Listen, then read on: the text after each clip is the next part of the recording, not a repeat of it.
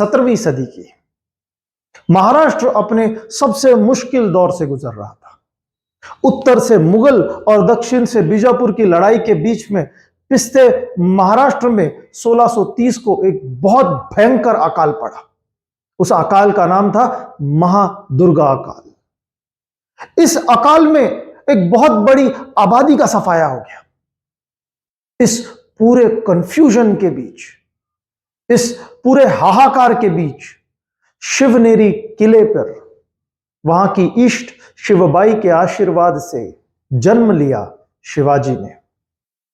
शिवाजी जीजाबाई और शाहजी भोसले के दूसरे पुत्र थे। अगर हम मुगलों की बात करें तो उत्तर से उन्होंने अहमदनगर पर अपना कब्जा कर लिया था। उनके विरुद्ध बीजापुर शाहजी भोसले को सपोर्ट कर रहा था ताकि शाहजी भोसले मुगलों के खिलाफ लड़ सके। लेकिन 1634 के परेंदा में एक युद्ध हुआ जिसमें शाहजी भोसले हार गए। इसके बाद 1636 में एक सुलह हुई मुगलों और बीजापुर के बीच में। इस सुलह के बाद शाहजी भोसले को अपनी पूना की जागीर वापस मिल गई।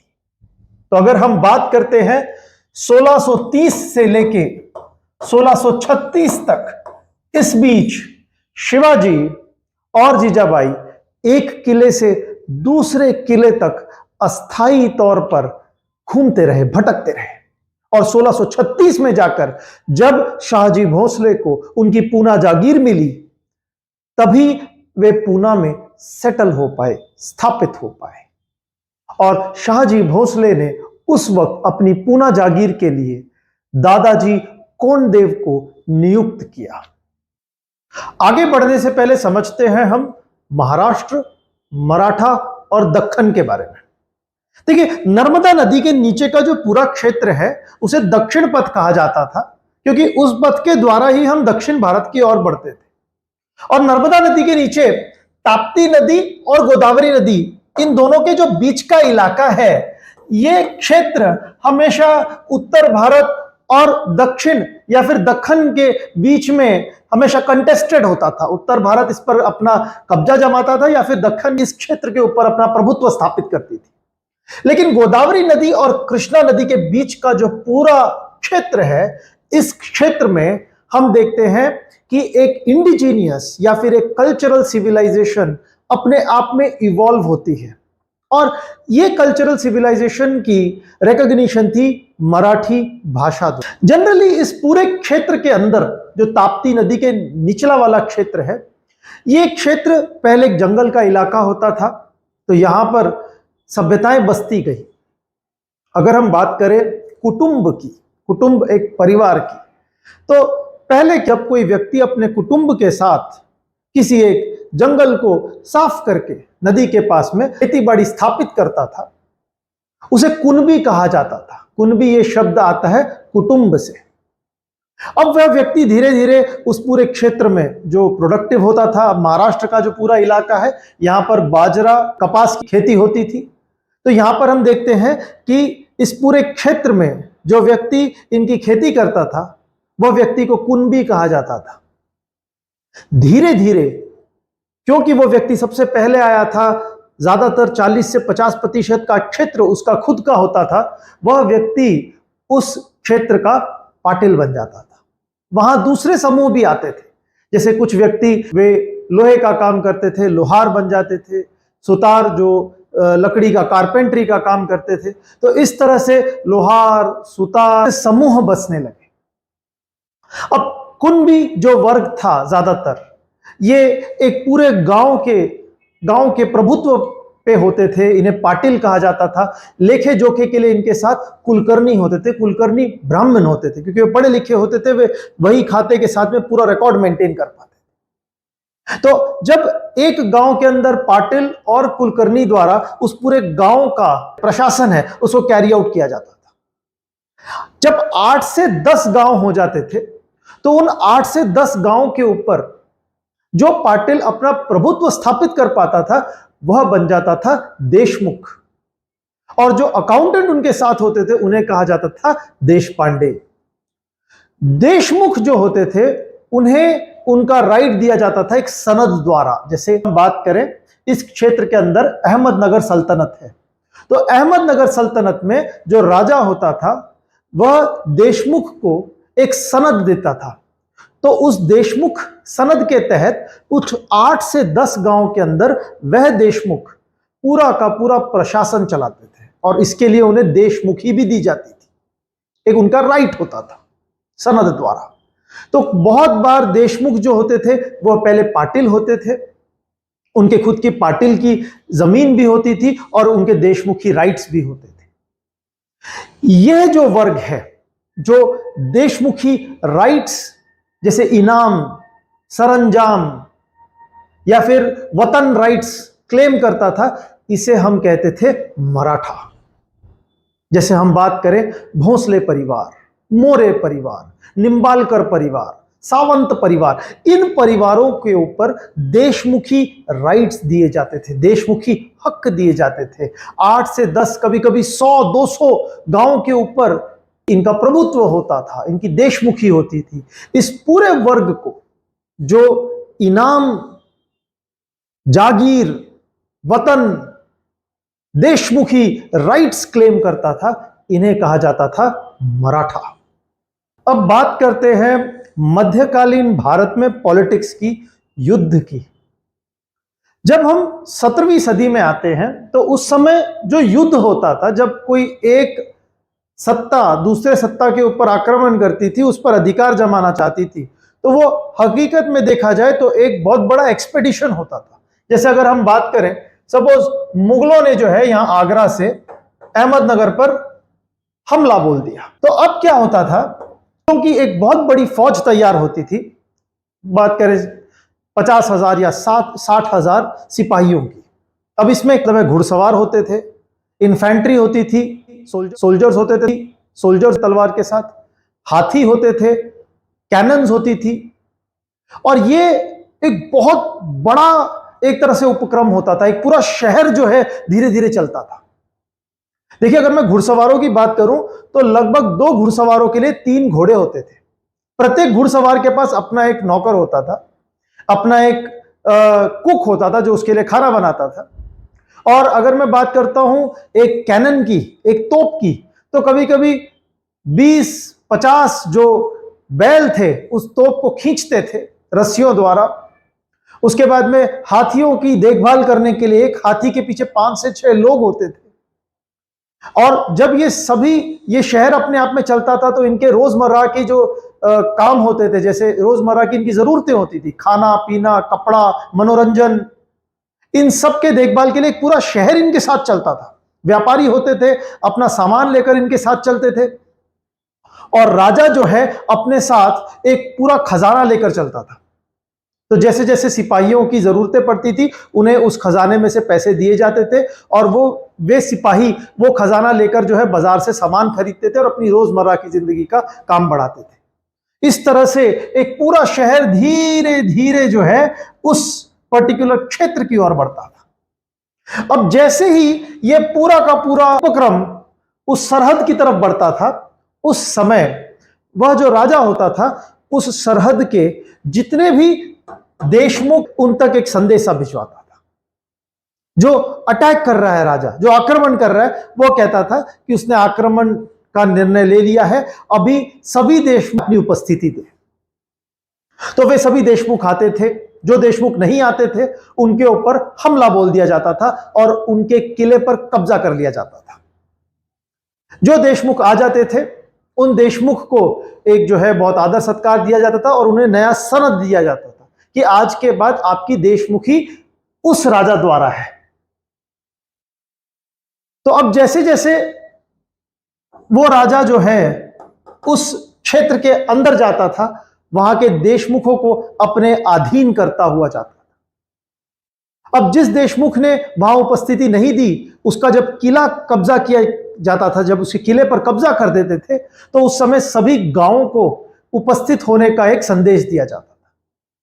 जो गांव उपस्थित हो जाते थे वहां के पाटिल को रिकॉग्नाइज किया जाता था, उसके पाटिल को स्वीकार किया जाता था। लेकिन जो गांव उपस्थित नहीं होता था वो गांव को पूरी तरह से खत्म कर दिया जाता था, जला दिया जाता था, उजाड़ दिया जाता था। तो इस तरह से एक पूरा उपक्रम धीरे धीरे धीरे धीरे उस राज्य की तरफ बढ़ता है जिस राज्य पर हमला करना हो, जिस राज्य को पूरी अपनी तरह अधीन करना हो। इस वक्त जवाबी कार्रवाई में यह जो राज्य होता था ये वेट करता था, ये प्रतीक्षा करता था कि वो जो आक्रामक है उसे और अंदर आने दिया जाए। इसके दो कारण थे। जितना ज्यादा वो राजा अंदर आता था उतनी ज्यादा जो इसकी सप्लाई चेन थी वो लंबी होती जाती थी। सप्लाई चेन का लंबा होने का मतलब है उतनी ज्यादा जो है उसे जरूरतें अपने घर से पूरी करनी पड़ती थी, उतना ज्यादा उसको एक इनसिक्योरिटी होती थी कि रोजमर्रा का सामान कैसे दिया जाएगा। तो जब सप्लाई चेन लंबी होती थी और जब वह और निकट आ जाता था तो उस समय जवाबी कार्रवाई में अगर इस राज्य ने इसकी सप्लाई चेन यहां से काट दी, अगर बाय चांस ये सप्लाई चेन यहां से कट गई तो उस समय जो राजा ने हमला किया है उसके पूरे कैंप में, उसके लश्कर में, उसके शिविर में खाने की कमी हो जाती थी, रोजमर्रा के सामान की कमी हो जाती थी, जिससे उनके दाम बढ़ जाते थे। और जब सिपाही राजा के पास जाता था और पैसों के लिए या फिर किसी चीज उसे जो रोजमर्रा की चीज खरीदनी है तो उस समय राजा के पास उतना धन नहीं बचता था और कभी कभी वो पूरी की पूरी जो सेना थी वो विद्रोह भी कर देती थी। तो ये बहुत ही एक डिप्लोमेटिक कार्य होता था। तो जनरली यहां पर जो जिस राज्य के ऊपर हमला हो रहा है वो अपने आप को एक किले में बंद कर लेता था और वो प्रतीक्षा करता था कि इतना डिले हो जाए कि मॉनसून या फिर बारिश का जो सीजन है वो चालू हो जाए, क्योंकि बारिश के सीजन के होते ही ये पूरी सप्लाई जो है ये रुक जाती थी। और जैसी ये सप्लाई रुक जाती थी उस समय ये जो कैंप था ये विद्रोह करने की कगार पे आ जाता था। अगर विद्रोह नहीं होता है तो कभी कभी ये भी हो जाता था कि ये जो राज्य है या फिर ये जो सत्ता है ये जबरदस्ती सप्लाई चेन काट के जब यहां पर विद्रोह की हालात हो जाए तो यहां के कमांडर्स को एक ऑफर दे देती थी कि आप हमारे पक्ष में आ जाइए, आपको हम इतना ये बेनिफिट दे देंगे। तो एक तरह से देखा जाए जो आक्रमण करता था और जिस पर आक्रमण होता था ये दोनों एक तरह से डिप्लोमेसी पे आ जाते थे। कभी कभी ये जो राजा है ये भी फोर्ट के कमांडर को रिश्वत दे देता था कि आप फोर्ट का दरवाजा खोल दो। जैसे ही फोर्ट का दरवाजा खुलता था सभी जो सेना थी फोर्ट के अंदर घुस जाती थी और उस पर्टिकुलर जगह का, उस फोर्ट के ऊपर कब्जा हो जाता था। तो अगर हम बात करते हैं उस समय की तो उस समय हम देखते हैं कि देशमुख जो होते थे, मराठा जो होते थे, इनका साथ बहुत आवश्यक था अगर इस क्षेत्र में, महाराष्ट्र क्षेत्र में किसी भी सत्ता को अपना शासन लागू करना था। और शिवाजी भोसले उसमें से ऐसे ही एक देशमुख परिवार में से थे। तो जब हम शिवाजी की बात करते हैं उनके पिता शाहजी भोसले ये एक देशमुख परिवार में से थे जो बहुत महत्वपूर्ण भूमिका निभाते थे वहां के राजनीति में। 19 फरवरी 1630 में जन्मे शिवाजी 1636 तक पुणे में स्थापित हो चुके थे। उस समय अहमदनगर पर मुगलों का राज था, मुगलों का शासन था और बीजापुर मुगलों के साथ संघर्ष कर रहा था। 1636 के बाद जब शिवाजी 1640 में 10 साल के हुए तो उन्हें बेंगलोर बुलाया गया। बेंगलोर की प्रतिष्ठित निंबालकर परिवार में उनका साईबाई के साथ विवाह तय हुआ। 1642 में शिवाजी वापस पुणे आए और वापस पुणे आकर उन्होंने अपने आसपास के पूरे क्षेत्र का सर्वेक्षण किया। उन्हें पता लगा कि अगर हम इस पूरे क्षेत्र की बात करते हैं, इस क्षेत्र को 3 हिस्सों में बांटा जा सकता है, कोंकण, घाट और देश। देखिए, कोंकण, घाट और देश ये तीनों क्षेत्र आपस में बहुत अलग थे। कोंकण की अगर मैं बात करता हूं, यहां बहुत अधिक वर्षा होती है, 80 इंच से भी ज्यादा। मछुआरों का, नारियल का, या फिर हम बात करें चावल के उगाने का, बहुत बड़ा काम होता है कोंकण में। घाट की अगर हम बात करें तो यहां पर लकड़ी और जो एक जंगल के उत्पादनों की बात करें, ये सब यहां पर मिलता था, लेकिन कुछ ज्यादा नहीं था। ये पूरा जो है एक पहाड़ी इलाका था, बहुत तंग इलाका था। और देश की अगर हम बात करते हैं, यहां गन्ना, गुड़ और कपास, दाल, ये सब उगाया जाता था। तो अगर हम बात करें, देश और कोंकण के बीच व्यापार होता था, और यह व्यापार होता था घाट के द्वारा। घाट से कई रास्ते जाते थे और इन रास्तों के द्वारा ही देश और कोंकण आपस में व्यापार करते थे। तो शिवाजी को इतना अच्छी तरह मालूम हो गया कि जो भी सत्ता इन घाट पर शासन करती है, वह सत्ता देश और कोंकण के व्यापार को कंट्रोल करती है। वह सत्ता देश पर भी अपना शासन करती है और कोंकण पर भी अपना शासन करती है। इसलिए 1643 के बाद से लेके शिवाजी ने इन घाट पर और घाट के आसपास जितने भी महत्वपूर्ण किले थे, उन्हें अपने कब्जे में लेना शुरू कर दिया। हम देखते हैं, शिवाजी ने कोंडण, तोरण, पुरंदर, रायगढ़ जैसे महत्वपूर्ण किलों को अपने कब्जे में ले लिया।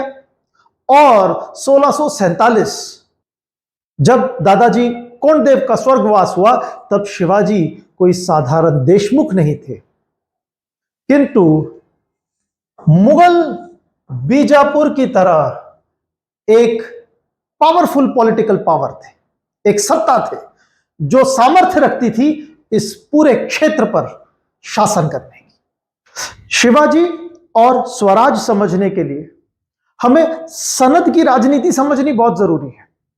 हमने देखा था कि 1636 में जब शाहजी भोसले बीजापुर के पास चले गए थे, तब बीजापुर ने उन्हें सनद दिया था कि पूना और उसके आसपास की जागीर उनकी होगी, और इसी सनद के आधार पर उन्होंने दादाजी कोंडदेव को वहां का प्रशासक नियुक्त किया था।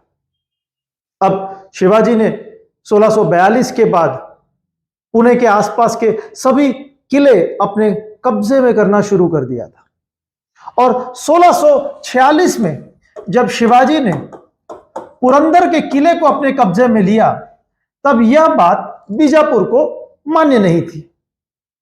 बीजापुर के राजा मोहम्मद आदिल शाह, उन्होंने एक फौज भेजी, फौज को कहा कि यह किला वापस छीना जाए शिवाजी से, लेकिन फौज नाकाम हुई और बीजापुर को मुंह की खानी पड़ी। इसके बाद शिवाजी के हौसले बुलंद होते गए और 1650 से लेकर 1655 तक शिवाजी ने और बहुत सारे किले, देशमुख, सेना अपने अंडर, अपने कंट्रोल में कर ली, अपने काबू में कर ली।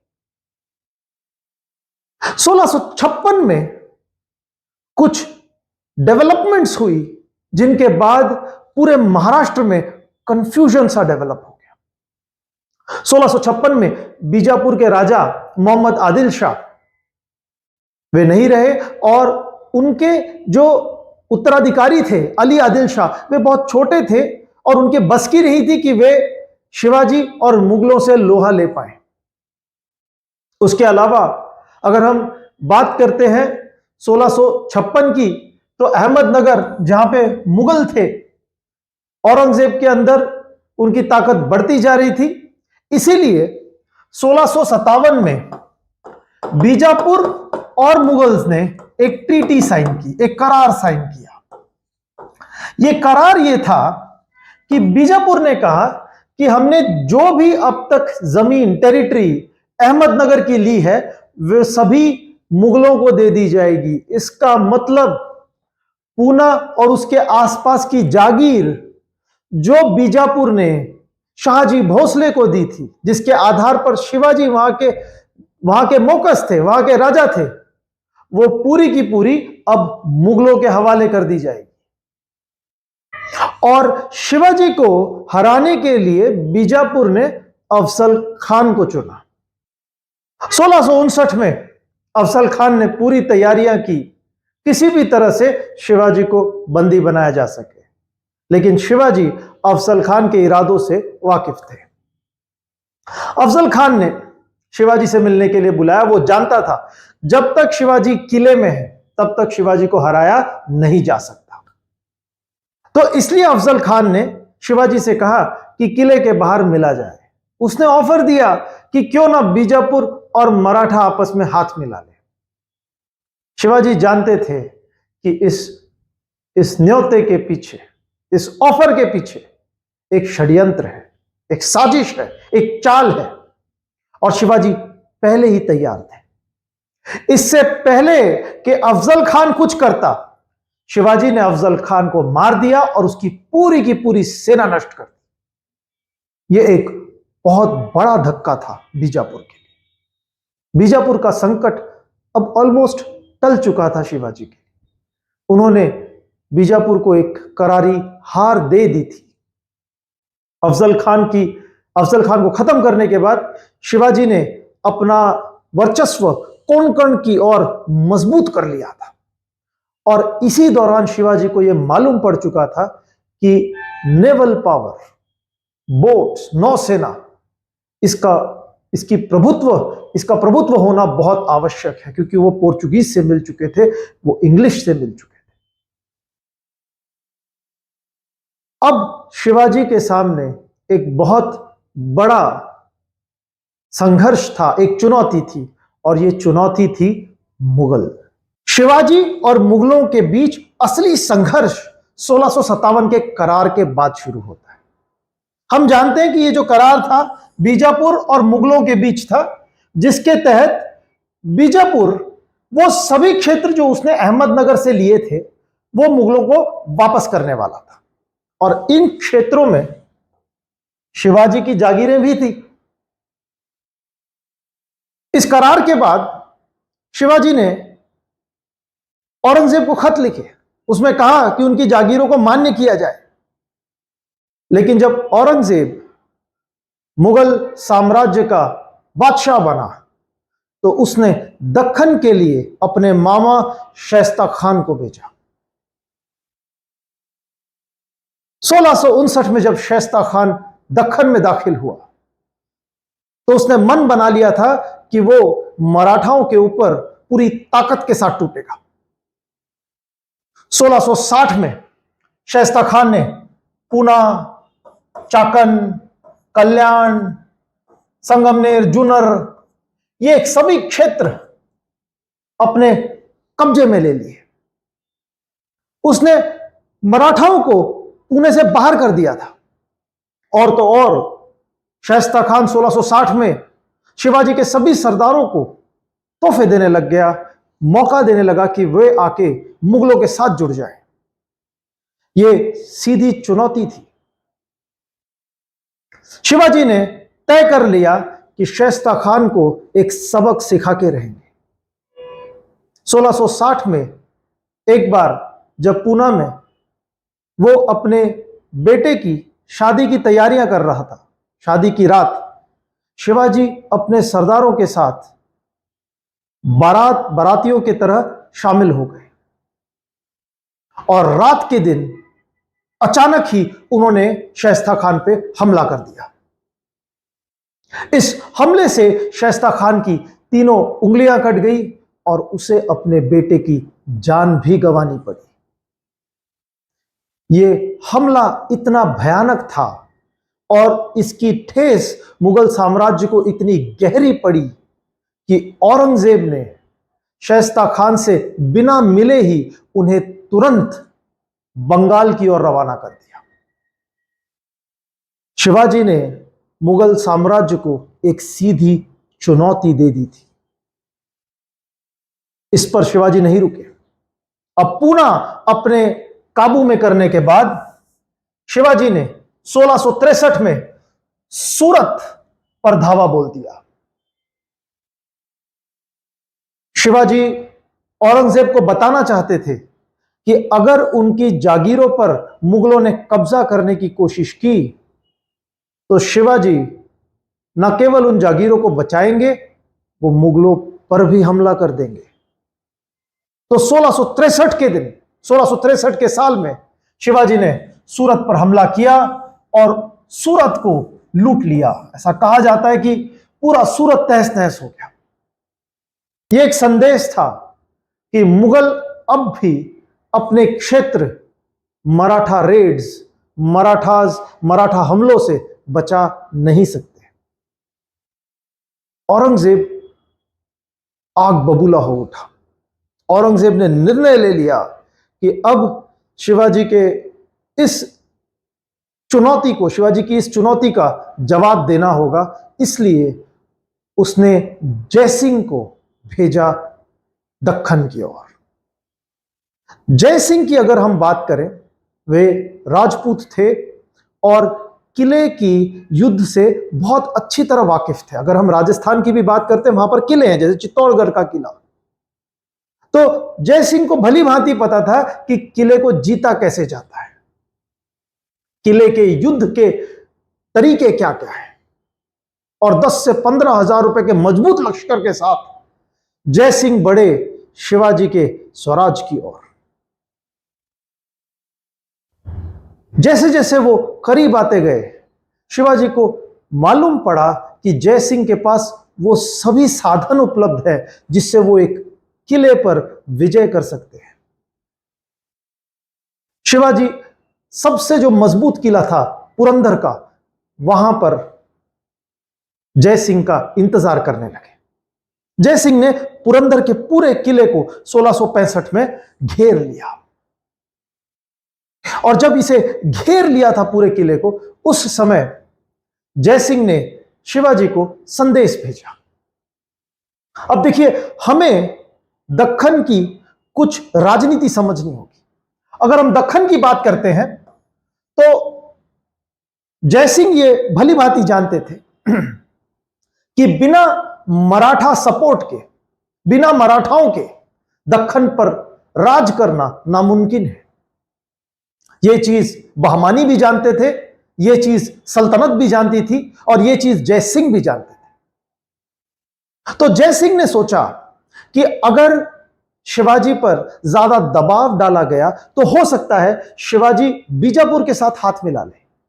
अगर ऐसा होता है तो मुगलों के लिए बहुत मुश्किल था बीजापुर और गोलकोंडा को अपने अधीन करना, बीजापुर और गोलकोंडा को अपने को हराना।